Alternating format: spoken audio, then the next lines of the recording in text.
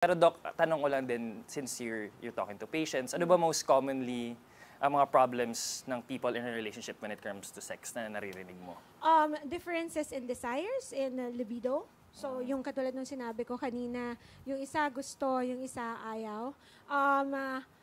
Years of not having sex, 9 years, 11 years, 20 years of not having sex.